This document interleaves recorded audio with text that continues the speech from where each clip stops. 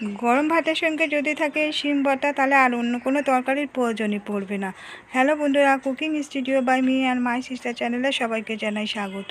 এই শিম ভর্তার রেসিপিটা তৈরি করার জন্য আমি এখানে 500 গ্রাম শিম নিয়েছি। শিমগুলোকে গোটা অবস্থায় পরিষ্কার করে জল দিয়ে ধুয়ে নিয়েছি। এখন এই শিমগুলো, এই যে দুপাশে যে শিরাগুলো আছে, একটা ছুরির সাহায্যে আমি শিরাগুলোকে প্রথমে তুলে নিচ্ছি। একটু মাঝখানে ফাঁক করে নেব। এই যে দেখুন, এটার মধ্যে কিন্তু পোকা আছে। আমি পোকা অংশটুকু বাদ দিয়ে বাকি যেটুকু ভালো ছিল সেই অংশটা নিয়ে নিয়েছি। এরকমভাবে প্রথমে সবগুলো শিমকে কেটে ফাঁকা করে করে দেখে নিয়ে টুকরো করে নেব। শিমের রেসিপি যে কোনো করা হোক না কেন, কাটার সময় অনেক সময় কেটে ফাঁক করে এরকম দেখে নেয় ভালো। এতে করে যদি পোকা থেকে যায় অনেক সময়, তাহলে এর মধ্যে বাদ দেওয়া যায়।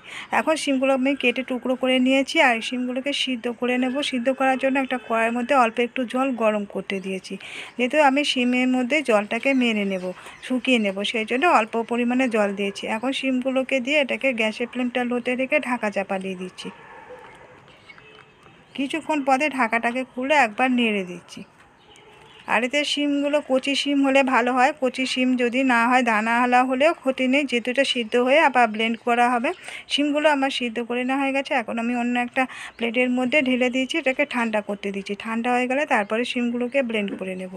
শিমগুলো ঠান্ডা হয়ে গেছে, এখন একটা মিক্সিং জারের মধ্যে নিয়ে নিচ্ছি।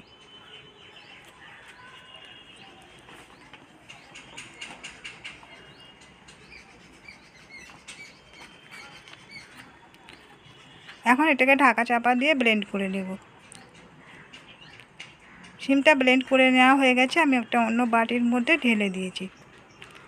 একটা গ্যাসে ফ্রাই প্যান বসিয়ে কিছুটা সর্ষের তেল দিয়ে দিয়েছি। এখন এর মধ্যে দিয়ে দেবো শুকনো লঙ্কা। আমি 4টে শুকনো লঙ্কা ভাজা করে নেব। আমি ভর্তাটা 4টে শুকনো লঙ্কা দেবো না, 2টো শুকনো লঙ্কা দেবো গুঁড়ো করে, আর 2টো লাগবে। এটা আমি একসঙ্গে ওই জন্য 4টে ভাজা করে নিচ্ছি।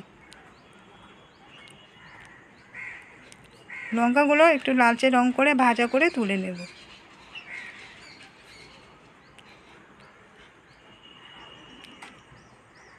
লঙ্কাটা ভাজা হয়ে গেছে, এখন আমি তুলে নিলাম। এখন ওই তেলের মধ্যে দিয়ে দিচ্ছি পেঁয়াজ কুচানো। একটা বড় সাইজের পেঁয়াজ আমি লম্বা করে কুচিয়ে নিয়েছিলাম। প্রথমে এই পেঁয়াজটাকে একটু ভাজা করে নেব।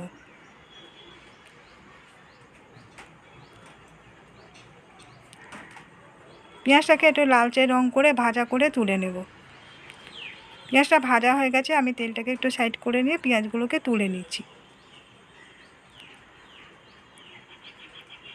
পেঁয়াজটা আমি ভেজে তুলে রেখে দিয়েছি, এটাকে পেঁয়াজটাকে ঠান্ডা করতে দেব। আর যে শুকনো লঙ্কাগুলোকে আমি রেখে দিয়েছিলাম, এই লঙ্কাগুলোকে ভেঙে নিচ্ছি।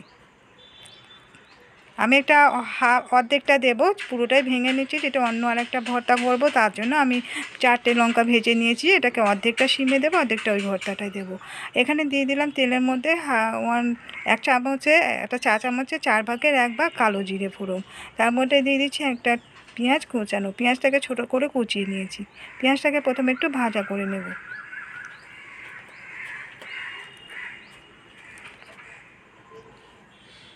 পেঁয়াজটা একটু ভাজা করে নিয়ে এর মধ্যে দিয়ে দিলাম রসুন কুচানো। আমি এখানে 4 কোয়া রসুন কুচিয়ে নিয়েছিলাম মিহি করে। এই কুচানো রসুনটাকে পেঁয়াজের সঙ্গে একটু ভাজা করে নিচ্ছি।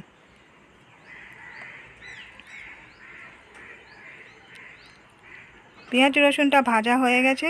এখন যে শিমটাকে আমি বেটে রেখে দিয়েছিলাম, সেই শিমগুলোকে দিয়ে দিচ্ছি।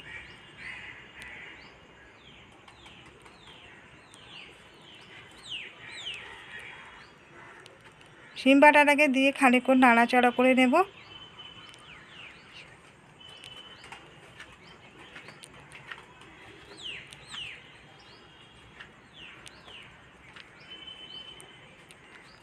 এখন এর মধ্যে দিয়ে দেবো স্বাদ মতো নুন, আর দিয়ে দিচ্ছি হলুদের গুঁড়ো। হলুদের গুঁড়ো দিয়ে দিলাম 1/4 টিস্পুন। আর দিয়ে দিচ্ছি 1 চা চামচ চিনি। চিনিটা এখানে দিতে হবে এই ভর্তাটা, যেহেতু শিমটা একটু কষা টাইপের, আর এটা যেহেতু ভর্তা মাখা হচ্ছে, সেই জন্য চিনিটা দিলে একটু মিষ্টি মিষ্টি লাগবে, খেতে ভালো লাগবে। এখন চিনিটা দিয়ে খানিকক্ষণ নাড়াচাড়া করে আমি একটু শুকিয়ে নিয়েছি। যে শিমের মধ্যে এক্সট্রা জলটা আছে শুকিয়ে নিয়ে, আর যে পেঁয়াজগুলোকে আমি তুলে রেখেছিলাম ভাজা করে, সেই ভেজে রাখা পেঁয়াজগুলোকে দিয়ে দিলাম, আর শুকনো লঙ্কা 2টো গুঁড়ো করে দিয়ে দিলাম। এখন ওই পেঁয়াজ ভাজা আর শুকনো লঙ্কাটাকে দিয়ে আরও খানিকক্ষণ নাড়াচাড়া করে মিশিয়ে নেব।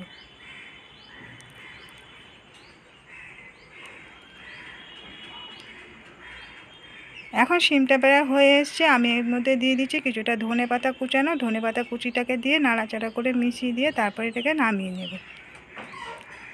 এখন যখন একটু শুকনো হয়ে আসবে, কড়াইয়ে গা ছেড়ে উঠে আসবে, তখন এই শিমটাকে নামিয়ে নিতে হবে।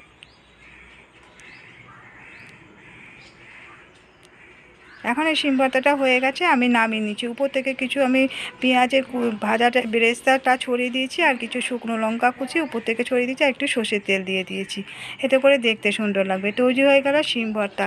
কেমন লাগলো আজকের রেসিপিটা কমেন্ট করে জানাতে ভুলবেন না। ভালো লাগলে একটা লাইক দিয়ে দেবেন, শেয়ার করে দেবেন এবং সাবস্ক্রাইব করে রাখার রিকোয়েস্ট করলাম নতুন বন্ধুদের। কিন্তু আজকের মতো বিদায় নিচ্ছি।